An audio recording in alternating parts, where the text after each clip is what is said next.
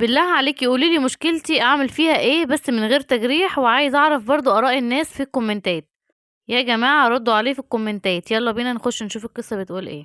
بُصّي من غير رغي كتير أنا هاخش في الموضوع على طول، يا ريت تخشي في الموضوع على طول. بيقول لي: "أنا خطبت واحدة مطلقة وعندها عيّل وهي أكبر مني ب5 سنين وأنا أعزب وما اتجوزتش قبل كده.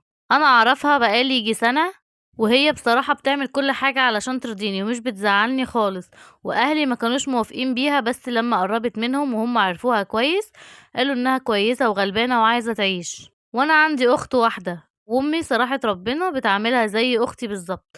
أمي هي اللي كانت معارضة في الأول وتقول لي لأ والكلام ده كله، بعد كده لمّا عرفتها قالت لي باقول لك إيه هي ما اختارتش إنها تتطلق بمزاجها، إحنا بنبقى عايزين نعيش بس الظروف هي إيه، كل واحد بيبقى ليه ظروفه.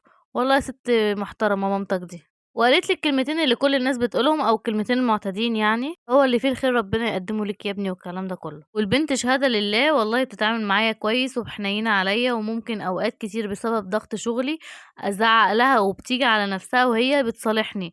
قُلت لها الولد أول أسبوع جواز مش عايزه يكون معانا، قالت لي حاضر هاوديه عند والدتي، وكل اللي باقوله لها بيتنفّذ بالحرف الواحد. إحنا لسه ما اتجوزناش، إحنا مخطوبين، بس أنا كنت باشرط عليها من الأول وكنت بافهّمها كده، وهي كل اللي أنا باقوله لها بتقول حاضر ونعم عليه. مش عارف أعمل إيه، أوقات كتير بتعدّي عليَّ وباكون مخنوق أوي ومش عايز أكمّل معاها بصراحة. باقرأ بوستات كتير أوي زي مشكلتي كده والاقي الناس بتنصح وبتقول لأ ومش عارف إيه، وأنا مش عارف أعمل إيه، وباقول إيه اللي أنا عملته في نَفْسي ده، أنا أستاهل أحسن من كده وأستاهل واحدة أحسن من كده وأستاهل واحدة ما تكونش اتجوّزت قبل كده. ممكن حد يعايرني في يوم من الأيام، يعايرك على إيه يا عم أنت؟ أنا مش عارفة يع واحد يعايرني ويقول لي ليه بس كده، أنا مش عارف أعمل إيه، أنا عايز نصيحة من أخ لأخت. إمم، ومش عارف أعمل إيه، ويا ربي التفكير هيموتني بجد والله مش عارف أعمل إيه، مش عارفة تعمل إيه في إيه. يعني هي أنت بتقول إنها شارياك وإن أنت هي مستعدة تبيع الدنيا كلها عشانك، وإن أنت بتقول لها كده حاضر واعملي كده حاضر، فأنت مستني منها إيه يعني؟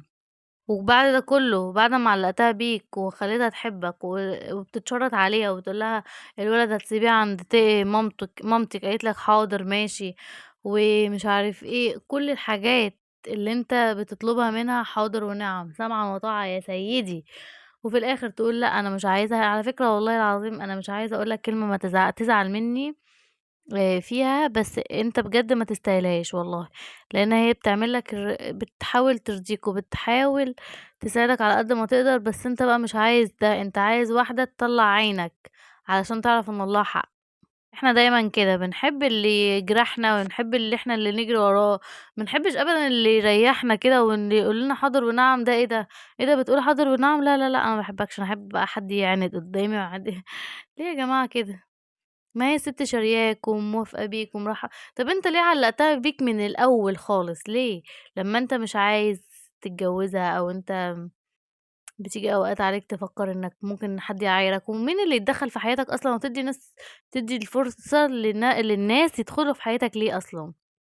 ما دام أنت عايزها وهي عايزاك وخلاص ومامتك موافقة عليها وشافتها وعرفتها والله كل اللي أنا أقدر أقوله لك إنك تصلّي صلاة استخارة، وتقرّب من ربنا، وربنا إن شاء الله لو هي خير ليك هيقرّبها لك، ولو هي شر عنك هيبعدها لك. بس هو ده اللي أنا أقدر أقوله لك والله. ولو وصلتوا لحد هنا ما تنسوش تعملوا لايك على الفيديو وتشتركوا في القناة لو أنتم مشتركتوش فيها، وتقولوا لي بتتفرجوا عليَّ من أنهي بلد.